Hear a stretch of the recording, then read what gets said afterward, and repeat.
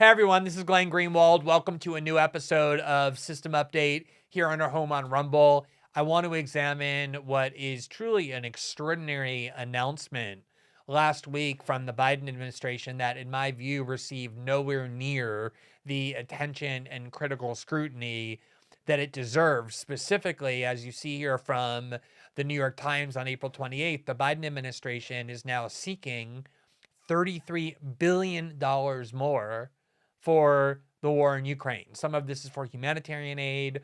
Some of this is for civil society. Much of it is for the purchase of weaponry and other military assistance to aid the Ukrainian army in its ongoing war with Russia. And by all accounts, Congress is virtually certain to approve this, maybe to even ask for it to be more. And the question, therefore, arises, especially given the fact that up until now, it's been every 7 to 10 days that the Biden administration just seemingly randomly announces it's sending another 350 million, another 700 million, another 500 million. It's been like that once every 10 to 14 days since the start of the war when Russia invaded on February 24th. This is a radical escalation in the amount of taxpayer money the Biden administration now wants to send to Ukraine, on top of all the other forms of escalation when it comes to the U.S. involvement in this war in Ukraine, including sending heavy weaponry of the kind that 2 months ago was unthinkable, of having open discussions about the fact that U.S. intelligence agents and military officials are on the ground training Ukrainian officials, providing them with targeting and intelligence about where to shoot at Russian forces. And we now have even Democratic politicians pronouncing things like, this is our war and we intend to stay and fight it until victory is ours, which is the language now, not just of the U.S.'s involvement in this war as a proxy belligerent, that it's clearly now a proxy war between Russia on one side and the U.S. and its NATO allies on the other. But except for the fact that U.S. forces, thankfully, are not on the ground directly engaging the Russian military, at least as of yet, the mindset, the mentality of the United States is that we have to win this war. This war is ours to win. And we now must do everything possible and fight into the end to win it. And what's particularly notable about this exceptional, radical escalation in the amount of money and other commitments the United States is making, this investment in this war, is nobody thinks that $33 billion is the full amount that the United States will end up committing to fueling this war further, because even U.S. officials are saying that this war is not going to be resolved within weeks or even months, but potentially years. So the only rational assumption is that this $33 billion is just the first step in what the United States clearly intends to be an ongoing, virtually limitless stream of U.S. taxpayer dollars into the coffers of weapons manufacturers in order to purchase weapons to provide to the Ukrainian military, as well as to fuel all the other needs that Ukraine has in fighting this war against Russia. And that means that it is urgent, essential, that we ask the question, how are American citizens, other than the small handful that have significant shares of Raytheon or General Dynamics or Boeing or other weapons manufacturers, benefiting in any way from the expenditure of these sums of money, not to improve life in the United States, but to send to Ukraine? What are the benefits that are being derived by American citizens from all of these escalating involvement and this financial investment and military investment in this war on the other side of the world between Russia and Ukraine? And that in turn prompts a secondary question, which is, does that even matter? Does it matter whether or not policies that the U.S. government is pursuing produce benefits for American citizens? You would think, just intuitively, that that would be the primary, potentially only question that ought to be asked when the U.S. government is considering what policies to pursue or how to spend money. How are we benefiting the lives of American citizens, the people we were elected to represent and whose lives we're responsible for materially improving? But I think there seems to be a strong belief that there are other considerations, other questions, other legitimate goals and objectives that the United States government has when deciding and formulating what policies it will pursue, where it will spend its money, other than, are we benefiting the lives of American citizens? Which means if you're one of those people who says, yes, I recognize that this $33 billion won't actually benefit the lives of any Americans, working class Americans, middle class Americans, the American poor, any Americans, except for this tiny little sliver whose coffers will be filled. I recognize that, but I nonetheless believe the U.S. should do it anyway because there are other goals beyond or aside from or independent of benefiting the lives of American citizens that are legitimate and worthy of pursuit, in which case the question becomes, what are these other goals? What goals other than improving the lives of American citizens justify the increasing involvement now to the point of $33 billion of the United States in this war in Ukraine? Is it the case that anytime there's an invasion by one country of another that we regard as unjust or aggressive or destabilizing, even if the country invaded is not a NATO ally and therefore we're not duty bound to defend it, that the United States just acts as the floating police officer of the world, keeping the peace wherever the peace is disturbed or fighting against whoever is regarded as a criminal or an invader? Is that the role of the United States? Is that the role you want your government assuming? Or are there other goals that are legitimately pursued that have nothing to do with improving the lives of American citizens? At the very least, we ought to be having that debate. We ought to be asking that question: who's benefiting and who is sacrificing as a result of policies like this one? So before we delve into those questions, let's just look at exactly what it is the Biden administration is doing from this New York Times article. Quote, President Biden signaled a vast increase in America's commitment to defeating Russia in Ukraine on Thursday as he asked Congress to authorize $33 billion for more artillery, anti-tank weapons, and other hardware, as well as economic and humanitarian aid. It includes more than $20 billion for security and military assistance, including $11.4 billion to fund equipment and replenish stocks already provided to Ukraine, $2.6 billion to support the deployment of American troops and equipment to the region to safeguard NATO allies, and $1.9 billion for cybersecurity and intelligence support. The request also includes $8.5 billion in economic assistance for the government in Kiev to provide basic economic support, including food and healthcare services for the Ukrainian people, as the Ukrainian economy reels from the toll of the war. An additional $3 billion would be provided for humanitarian assistance and food security funding, including medical supplies and support for Ukrainian refugees, and to help stem the impact of the disrupted food supply chain. When combined with the previous emergency measure, the United States would be authorizing $46.6 billion for the Ukraine war, which represents more than 2/3 of Russia's entire annual defense budget of $65.9 billion. Mr. Biden said he expected European allies to contribute more as well. So let's just look at that alone. We're being told that Russia is a grave threat, not just to the region, but to the world, including the United States, even though its total military budget is $65.9 billion, which is less than 1/10 of what the United States spends every year on its military. But also it's getting close to the total that the United States is going to spend on the war between Russia and Ukraine. In other words, we're going to spend more on just this one isolated conflict than Russia spends on its entire military for the year. Because as I said, this $33 billion is just the first step. The New York Times goes on. By comparison, the Pentagon last year estimated the total warfighting cost in Afghanistan from 2001 to 2020 to be $816 billion, or about $40.8 billion a year. So the U.S. spent close to $1 trillion, $816 billion, just on warfighting costs in Afghanistan. Certainly it exceeded $1 trillion when you add everything in, or $40.8 billion a year, already less than the amount after 2 months that the United States is spending on the conflict between Russia and Ukraine. At least in Afghanistan, there was an argument that Afghanistan harbored Al-Qaeda, which directly attacked the United States. No one suggests that Russia directly attacked the United States or intends to attack the United States or is threatening to attack the United States. And yet, we're already, after just 2 months, spending more on its war with Ukraine than we spent in defense of ourselves, ostensibly, in the war in Afghanistan.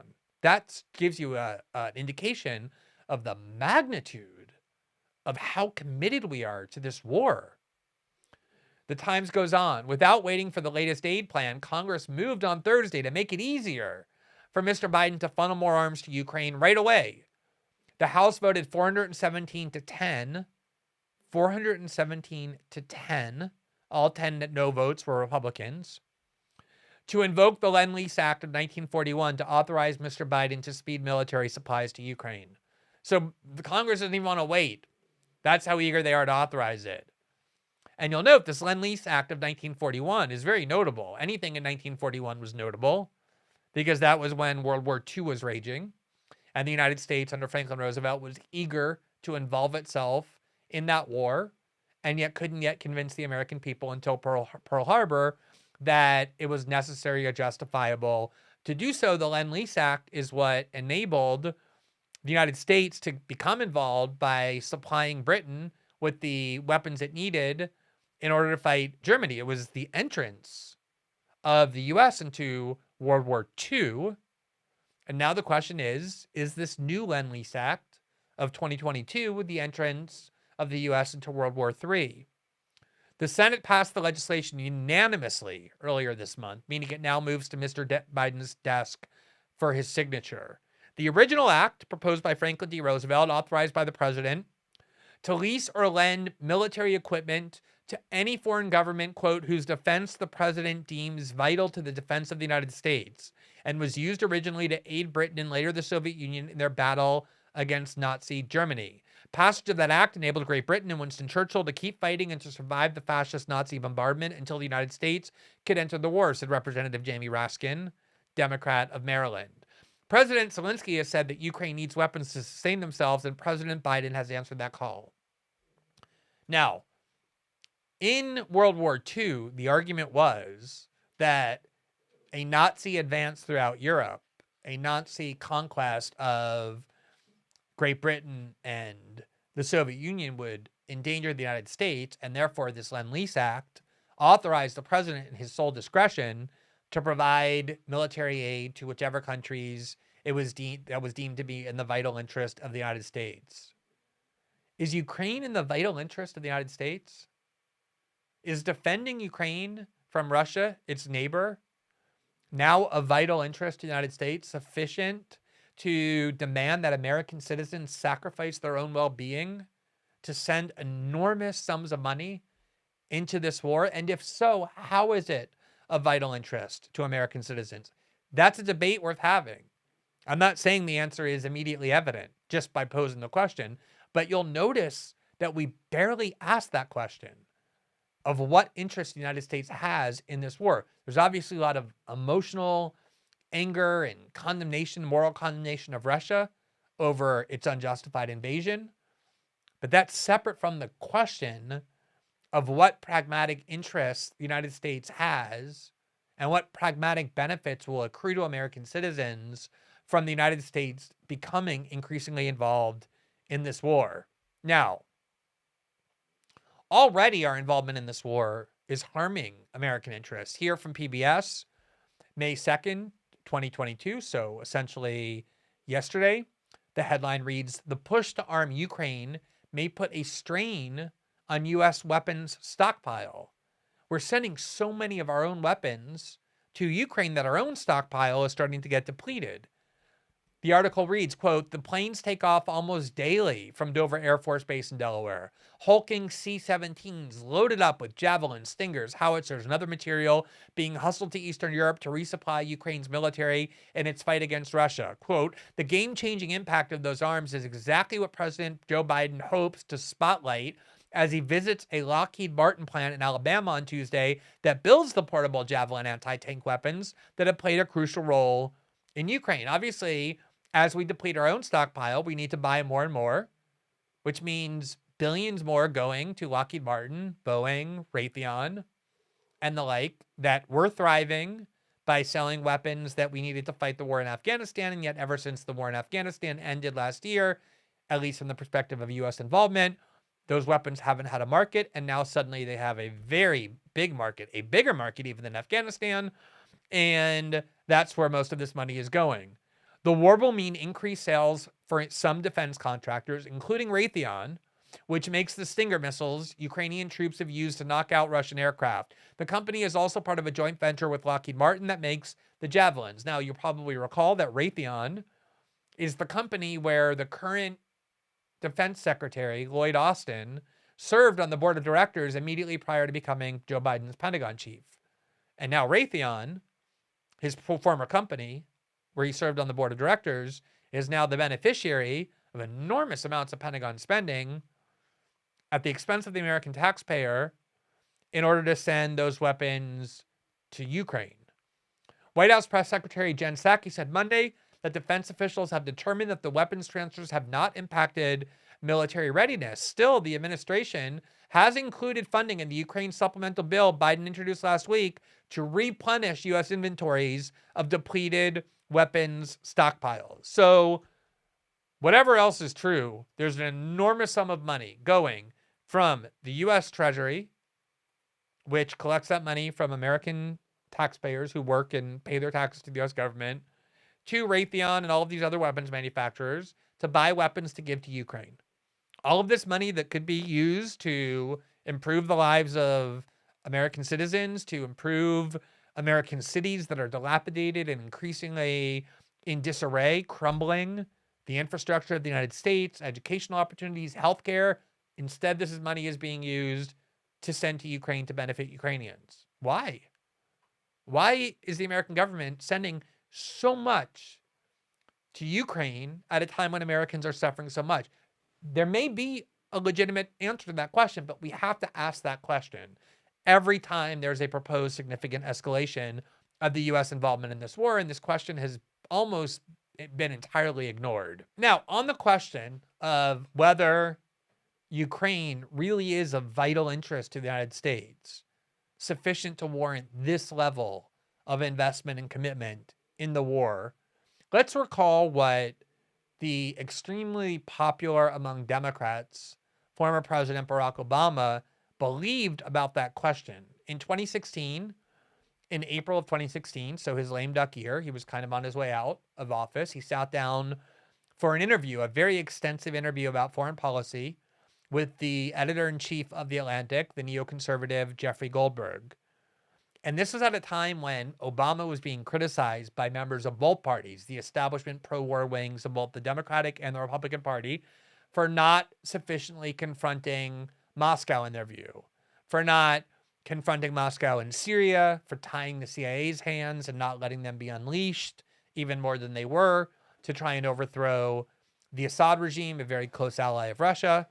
He felt that that was not in the United States' interest to create disarray in Syria and to try and confront Russia to depose Assad. And especially what he didn't want to do is flood Ukraine with lethal arms right on the border of Russia, because he thought that was too provocative to Russia and not in the interest of the United States. And so when Jeffrey Goldberg, speaking for the DC bipartisan foreign policy establishment, the angry at Obama for not having done more in Syria and especially in Ukraine, Obama explained his rationale. He defended his reluctance to send arms to Ukraine and to be otherwise involved in the border conflicts between Ukraine and Russia. Now, remember, this is 2016. This is after, obviously, the war, the Russian invasion of Georgia. This was after the annexation by Russia of Crimea, which occurred in 2014.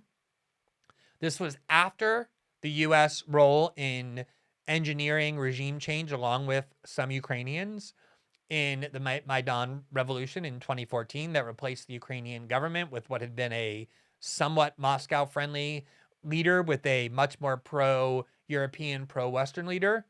And this was after, 2 years after, the outbreak of essentially a civil war in eastern Ukraine between forces loyal to Kiev government that were Ukrainian nationalists, often neo-Nazis and the Azov Battalion and others on the one hand, and the Russian-speaking ethnic Russian separatists on the other that Russia was helping to fund and arm and support, who wanted independence from Kiev or even to be part of Russia as Crimea had just become. So there was raging war in the eastern part of Ukraine for 2 years when Obama gave this interview. It was 2 years after Russia took Crimea. And the editor-in-chief of The Atlantic was saying to Obama, why haven't you done more to help the Ukrainians and to confront Russia over Ukraine? And this is what Obama said. This is not RT saying this. It's not Noam Chomsky or Pat Buchanan or people on the fringes saying this. This was, as you can see here, a core view of what Jeffrey Goldberg in The Atlantic called the Obama Doctrine. It was intended to understand Obama's foreign policy worldview. This is what Obama said, or this is Jeffrey Goldberg summarizing what Obama told him. Quote, Obama's theory here is simple. Ukraine is a core Russian interest, but not an American one. So Russia will always be able to maintain escalatory dominance there. That's Obama's view.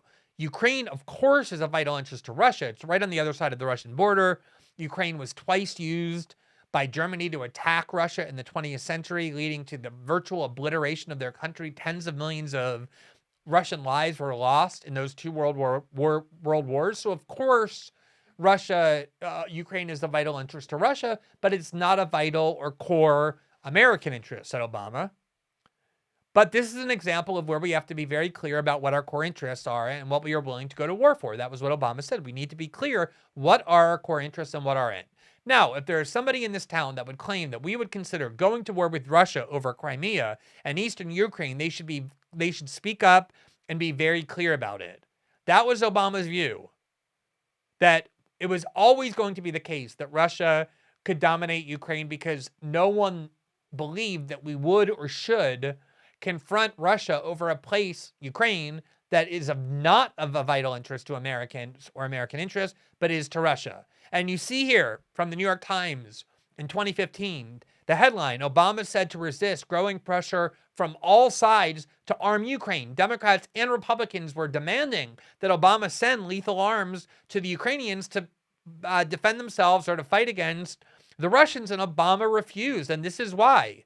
Quote, as American intelligence agencies have detected new Russian tanks and artillery crossing the border into Ukraine in recent days, President Obama is coming under increasing pressure from both parties and more officials inside his own government to send arms to the country, but he remains unconvinced that they would help.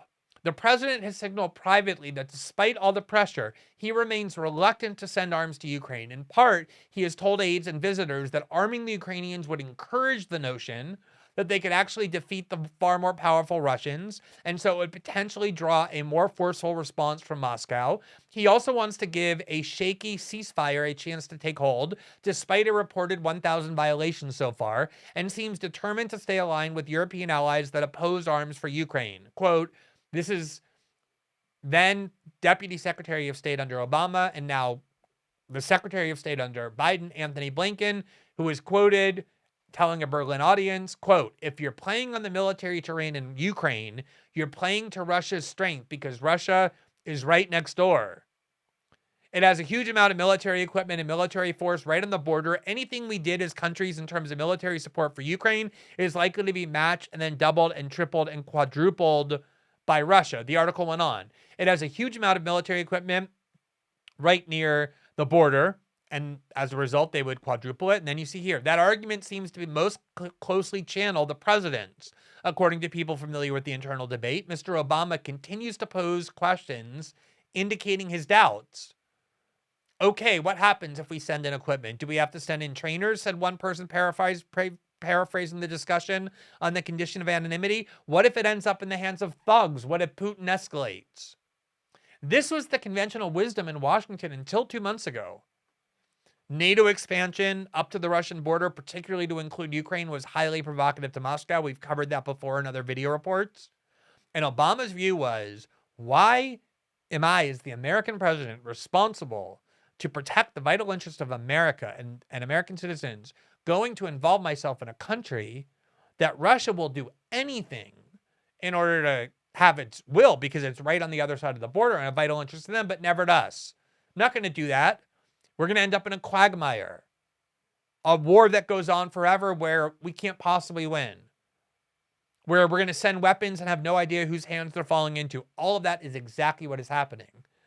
All of these weapons we're sending have very little controls. We have no idea where they're going, whose hands they're ending up in. There have been reporting about that. Certainly, at least some of it is ending up in the hands of neo-Nazi groups like Azov and others that the Russians have been warning about for a long time. But more importantly, Obama's central argument was there's no real American interest served by trying to defend Ukraine against Russia. It's not a NATO country. We have no interest there. What changed? Obviously, Russia invaded Ukraine on February 24th, but the question of why Ukraine is a vital interest to the United States and whether we should be putting $33 billion in there and all kinds of heavy weaponry and depleting our own stockpiles in order to prolong that war and defend it, that hasn't changed that calculus. How has Ukraine suddenly become such a vital interest to the United States that we're willing to prioritize that country and its military and its people over our own? When did that happen and why? Here from Politico in December of last year is the article that explains how much we're spending already on our military budget. Biden signs a $768 billion defense policy bill that supersized his original Pentagon request. $768 billion is 3 times more than what the next largest military spender in the world spends, which is China. It's more than the combined spending of the next 12 or 13 or 14 countries, depending on how you count. And as we just saw, the amount that we're putting into Ukraine alone is about to exceed Russia's entire military budget for the year. That's how bloated the U.S. military budget is, how much money is constantly transferred from the coffers of Washington to the coffers of these military contractors. Quote, while Biden's request amounted to a military spending increase above the current levels, Republicans quickly panned the blueprint as insufficient to keep pace with inflation and military advances by China and Russia. Most Democrats on Capitol Hill agreed, and both the House and Senate backed further budget increases in their respective versions of the defense bill. Here you see the reality of Washington. We're constantly told the parties have nothing in common. They can't get along. They're so radically different than one another. And yet, you saw the votes on the bill to spend another $33 billion in Ukraine. In the Senate, it was unanimous. And in the House, it had kind of symbolic, trivial 10 no votes from Republicans. And here you see, when it came to the question of the military budget, both Democrats and Republicans thought that Biden's extremely bloated budget was not enough and should have been higher. In all, the bill authorizes $768 billion for national defense programs, which includes the Pentagon and nuclear weapons programs overseen by the Department of Energy. Now, in case you're wondering who benefits in the United States, one thing we know for sure is that weapon manufacturers benefit greatly from the U.S. role in Ukraine. From Reuters on April 12th, the Pentagon asked the top 8 U.S. weapons makers to meet on Ukraine. The Pentagon will host leaders from the top 8 U.S. weapons manufacturers on Wednesday to discuss the industry's capacity to meet Ukraine's weapon needs if the war with Russia lasts years.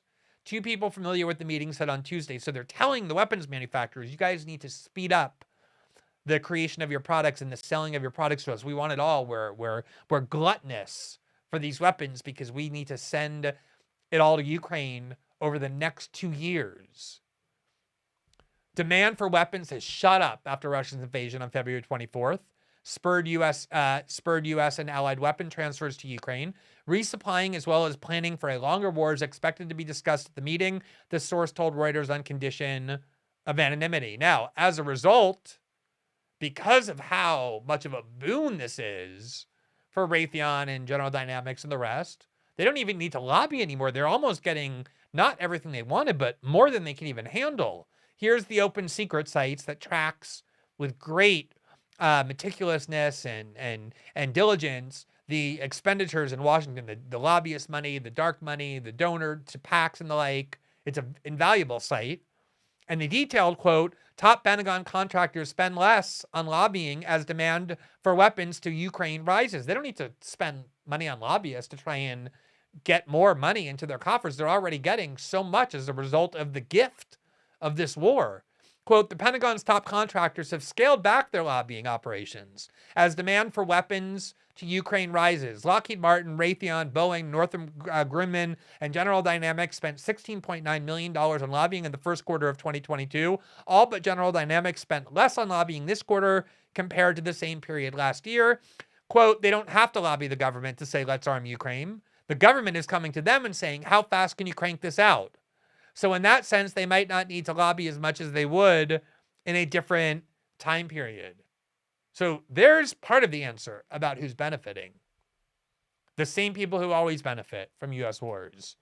The weapons manufacturing industry, what Dwight Eisenhower called the military-industrial complex, what Obama aides called the national security blob, what left-wing scholars have long called, and then what Trump supporters began to call the deep state, whatever you want to call it. It's the permanent faction in Washington that exists on and feeds on and thrives on endless war, that gets all of its profit and power, not just money, but power, authority, more and more authority and power whenever wars break out and the U.S. is involved. We know for sure they're benefiting. In fact, beyond their wildest dreams, right as the war in Afghanistan, which had been the source of their money and power, right as it ended. Now, when it comes to the question of who benefits when the weapons manufacturing industry, the military-industrial complex, the deep state, the national security blob thrive, it's not a difficult question to answer. From inequality.org last year in September, taxpayers are subsidizing soaring CEO pay at Pentagon contractors. If Congress doesn't crack down on military contractor pay, the White House should. More than half of the $14 trillion in Pentagon spending since 9/11, more than half, $7 trillion, has gone to for-profit contractors, according to a recent study by our colleagues at the National Priorities Project at the Institute for Policy Studies. The chief executive of these contracting companies typically pocket paychecks that dwarf the salaries of U.S. president and military generals. In 2020, the 20 publicly held U.S. firms that received the most lucrative Pentagon contracts paid their CEOs an average of $17.7 million. Department of Defense contracts to these 20 firms totaled $210 billion last year. Many of the companies get huge proportion of their revenue from federal tax dollars. In 2018, the top Pentagon contractor, Lockheed Martin, got 70% of its revenues from the federal government. So this is not an industry that is frugal with the money that it gets from its taxpayers. It needs war and always expanding military operations and military budgets in order to keep enriching themselves, their shareholders, and their executives at the expense of everybody else. Now, what do I mean by the expense of everybody else? At the time that we're sending $33 billion for now to Ukraine, on top of the couple $billion that was sent previously with no legal authorization, on top of all the money that we're about to send, on top of all the already bloated military spending bill that got approved last year, American cities are crumbling. They're crumbling. And the standard of living of Americans continues to decline. So I think you must ask the question of why it is that we are sending so much of our resources to benefit and aid and protect and improve the lives of citizens of other countries, while citizens of our own country continue to watch their quality of life decline so precipitously. From the Center on Poverty and Social Policy in February of this year, 3.7 million more children in poverty in January 2022 without the monthly child tax credit. The monthly child poverty rate in the United States increased from 12.1%, already a big number, in December 2021 to 17% in January 2022, the highest rate since the end of 2020. The 4.9 percentage point, 41% increase in poverty represents 3.7 million more children in poverty due to the expiration of the monthly child tax credit payments. Latino and Black children experienced the largest percentage point increases in poverty, 7.1, 5.9, respectively. From Forbes 2 months ago, shock poll, 7 in 10 Americans, 7 in 10, live paycheck to paycheck. In other words, without the slightest financial security for themselves or their families. Imagine how much anxiety and stress this causes as all the indicia of mental health problems and alcoholism and addiction skyrocket.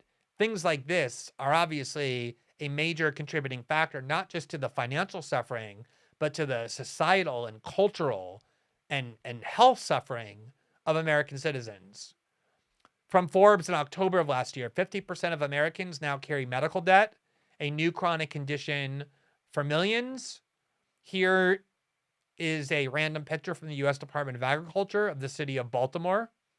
Does it look to you as though that city could use some of that $33 billion to improve the lives of its residents as opposed to sending it to weapons manufacturers to arm Ukrainians? Here is a subway station in Philadelphia filled with litter and dirt and people suffering and people are homeless. Here's a similar picture or the video that shows a clearer picture of what it looks like. I mean, anyone who's visited American cities, let alone lived in them, knows that these are common scenes in every one of these places. Here's Boston.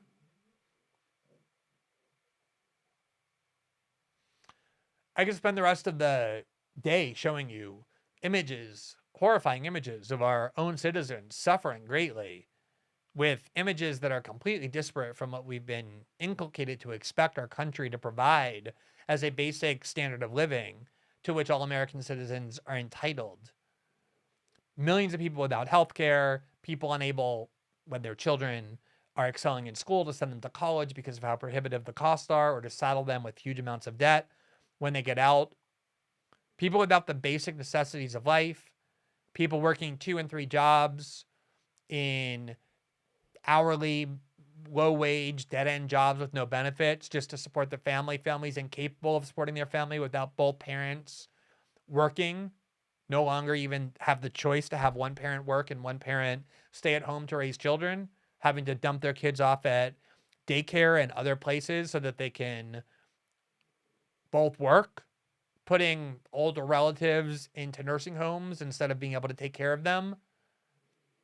So when you think about what the role of the United States government is supposed to be, at the very least, even if you think it deserves to have other things on the list, at the top of the list has to be benefiting the lives of American citizens, which means that when it comes to Ukraine, the only way to justify what the U.S. government is doing is to mount an argument that in some way the Russian invasion of Ukraine endangers the interest of American citizens or the lives of American citizens, and that $33 billion and all the other money and all the other assistance and aid that is being sent to Ukraine and to Ukrainians is not better spent in the United States in order to improve the lives of American citizens. The problem, of course, is that that question is so rarely asked because most Americans have no voice in Washington. Their interests are rarely spoken for. The corporations that benefit from these policies have very high-paid lobbyists who used to work inside government and therefore can pick up the phone and get any of these officials on the phone with a single call and can influence their decision-making with donations, with promises, with all kinds of support. But ordinary Americans have very few people in Washington speaking for them, which is why $33 billion can be just shipped off to Ukraine with very few questions asked. Now, one of the things that happened was at the start of this war, the narrative that instantly formed was so repressive and such lockstep consensus. Virtually every major power center was on board. The establishment wings of both parties, virtually the entire corporate press, the U.S. government, all branches of the U.S. government, Western Europe, big tech. There was only one narrative allowed. The Russian invasion of Ukraine was a moral atrocity, and we were all duty-bound to side with the Ukrainians. And even if you believe that, what ended up happening as a result of this lockstep consensus was that anyone who dissented in any way, who asked basic questions like, Why should the United States government involve itself in this country that President Obama 5 years ago insisted was not of a vital interest to the United States? Or why aren't we doing more to foster a diplomatic solution? Or have we done anything to provoke the war through NATO expansion and other things that for decades in Washington, it was conventional wisdom, were highly provocative to Russia? Anyone who tried sticking their head up and just sticking a toe into the well of dissent was immediately demonized as a Russian agent, an agent of the Kremlin, an apologist for Russian atrocities, a traitor, guilty of treason. For the crime of asking why we're not doing more to forge a diplomatic solution, Mitt Romney accused Tulsi Gabbard, a woman who, unlike Mitt Romney and all his sons, volunteered to fight for her country in the military and in Iraq.